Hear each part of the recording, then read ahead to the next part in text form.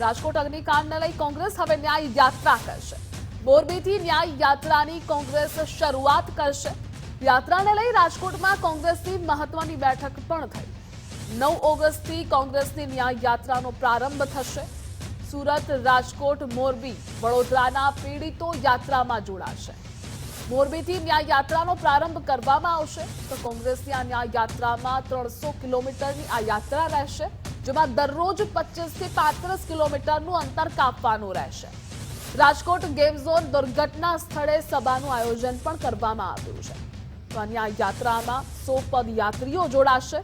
રાહુલ ગાંધી, પ્રિયંકા ગાંધીને પણ આમંત્રણ આપવામાં આવ્યું છે। મલ્લિકાર્જુન ખડગે સહિતના રાષ્ટ્રીય નેતાઓને પણ આમંત્રણ આપવામાં આવ્યું છે।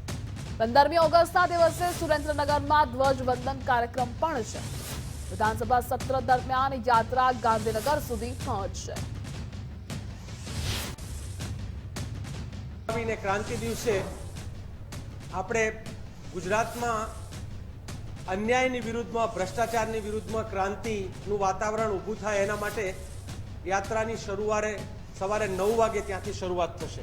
આ યાત્રા ત્યાંથી નીકળીને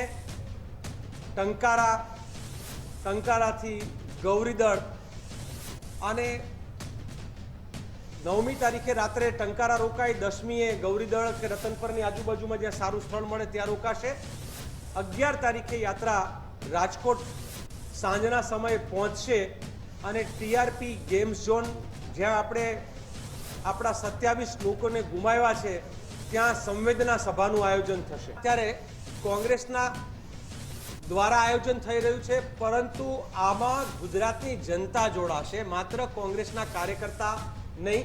આમાં દેશભરથી પણ અમુક કાર્યકર્તાઓ આવી રહ્યા છે, પક્ષમાં ન હોય અને આ યાત્રાને સમર્થન કરતા હોય એવા લોકો પણ, વ્યક્તિઓ અને નેતાઓ પણ આ યાત્રામાં જોડાશે।